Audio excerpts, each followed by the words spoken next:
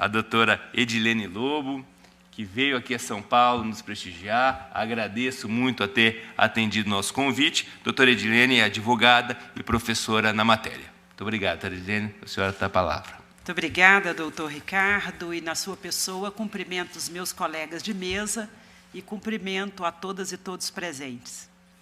A pergunta apresentada é oportuníssima e é lógico que será essencial fazer uma construção dessa resposta, não só a partir de quem opera nesse campo como técnicos, mas principalmente é fundamental fazer um resgate do sentido da representação política, do sentido dos controles e, principalmente, nos indagarmos, antes de tudo, qual é a democracia que se deseja. E eu principio destacando sempre, quando trabalho com esse tema, que há que haver um sentido para o controle. E, antes disso, ressaltar que, quando nós falamos de partidos políticos, e sabemos bem que há um movimento mundial, não só brasileiro, aqui mais agressivo, é fato, mas há um movimento mundial de descrédito, de toda sorte de desconfiança e desconsideração pelos partidos que, no final da história, representam parte da coletividade. Eu faço questão de destacar e quero reiterar outra vez que tanto partidos como a Justiça Eleitoral têm papéis muito similares na defesa das instituições democráticas. Não se trata, portanto, de oponentes, nem se pode lidar com essa matéria trabalhando a forma sobre a essência. Doutor Ricardo anotava aqui que, por vezes, nós temos contas desaprovadas com penas muito severas contra candidaturas muito singelas, principalmente de mulheres, marcadamente sem acesso a recursos, não só financeiros, recursos em geral para as campanhas, muitas vezes apenas pesadas, mulheres, inclusive, com inelegibilidades, porque aspectos formais da prestação de contas, por exemplo, não foram atendidos. Nós, que atuamos nesse campo, e quem não atua precisa saber de alguns exemplos, talvez prosaicos, mas nós nos deparamos, desde 2018, com a seguinte assertiva: se a remessa dos relatórios com informações parciais sobre as contas, ainda que essas informações venham, ao final, integrais, com a prestação, se essas informações não forem apresentadas na inteireza, na primeira etapa de prestação de contas parcial, isso significa conduta grave, que enseja desaprovação, com todo tipo de censura imaginável, além do risco de devolver dinheiro já aplicado na finalidade que a lei estabelece. E a pergunta que sempre se faz é, num país continental, com campanhas em estados tão grandes como os que nós temos, será que a falta de um dado, apenas do ponto de vista formal, que posteriormente será complementado, sustenta mesmo uma desaprovação de contas? Pode dar aso a todo tipo de crítica e censura, inclusive pelos meios de comunicação? Eu trago esse pequeno exemplo, sei que os colegas que me sucederão trarão outros tantos, e nós poderíamos ficar por muito tempo aqui exemplificando e colocando na mesa um debate muito transparente sobre controle e finalidade do controle. Mas o tema que me cabe aqui mesmo, nesse bate-papo entre novos amigos, eu sei que os doutos é que falarão na sequência, o que me cabe aqui é pontuar alguns aspectos sobre regulação do processo de financiamento das campanhas eleitorais e dos partidos. Ao falar desse tema, nós já sabemos que, como a Constituição estabelece, o padrão de conduta obrigatório está estampado por primeiro na lei. No Brasil, como a Constituição diz, aqui vigora o princípio da civil law. Exige-se de todos e todas o que a lei estabelece. Nessa ambiência eleitoral, de financiamento de campanhas e de partidos, não é bem assim.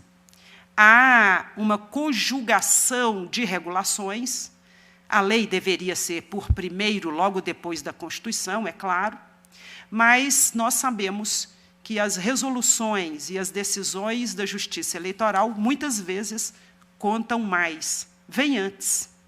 Além disso, com a previsão legal de que partidos regulam a distribuição dos recursos do financiamento das campanhas, o recurso apelidado de FEFEC, significa que nós temos uma terceira etapa de regulação nesse campo. Quando eu observo esse cenário, e mais que isso, acompanhando o que a Justiça Eleitoral vem pontificando, Justiça Eleitoral e Supremo, diga-se de passagem, vem pontificando sobre a matéria, nós observamos que, a rigor, a aplicação do direito eleitoral no Brasil se assemelha muito ao modelo jurídico da common law, ao modelo jurídico dos países de origem anglo-saxã. Significa que a decisão judicial, muitas vezes, tem um peso para além do regramento. E isso é preocupante, como nós já tantas vezes pudemos discutir, escrever e assentar. Preocupante porque, muitas vezes, cria-se a regra quando o jogo já está em curso. Cria-se a regra quando, muitas vezes, há uma preparação, e disse bem, doutor Ricardo, uma preparação num tempo curtíssimo, e, muitas vezes, a mudança das regras do jogo de aplicação desses recursos significa ou não um resultado bom ou ruim para uma campanha, para um partido, enfim, para o resultado da aplicação desses recursos no mundo da vida prática. Quando, portanto, me vem à mente que nós estamos falando de um sistema jurídico diverso daquele que a Constituição consignou, e eu destaco que o poder regulamentar da Justiça Eleitoral advém do Código de 1965, quando vejo, portanto, esse cenário, me parece que, no mínimo, é preciso inaugurar um debate franco e, principalmente, reestabelecer uma pactuação para que o controle de contas e a aplicação dessa legislação no entorno do financiamento de campanhas e partidos seja algo que busque trabalhar com um princípio basilar, que é o da cooperação. Não me parece mais razoável essa ideia de que partidos são oponentes da Justiça Eleitoral, que a Justiça Eleitoral está com a bordura na mão para aplicar duras penas, duros castigos a essas instituições que vêm aqui só gastar o dinheiro do povo. Por isso que, quando começava a falar, doutor Ricardo, doutor Michel, eu anotava que é preciso reestabelecer o lugar dessas instituições. Nós estamos falando de instituições que devem ser parceiras, nós estamos falando de instituições que hoje, no modelo aplicado, trabalham em conjunto para estabelecer o regramento para o financiamento de campanhas e, claro, vendo o cenário atual no Brasil de demonização da política, com um cenário extremamente preocupante, nós precisamos resgatar esse lugar adequado para os partidos políticos, nesse propósito que eu mencionava, de trabalhar em colaboração com a instituição, que é encarregada, sim, de fazer o controle, mas, fundamentalmente, encarregada de fazer o controle a partir da finalidade que se quer com esse mesmo controle. A ideia é o controle pelo controle ou a pretensão de fazer com que, aplicado o ordenamento, aquele que deve ser o objetivo final de todas as instituições da democracia nacional se cumpra. Precisamos nos indagar a respeito desses aspectos para que o diálogo seja o mais franco e pautado nos termos do ordenamento jurídico nacional.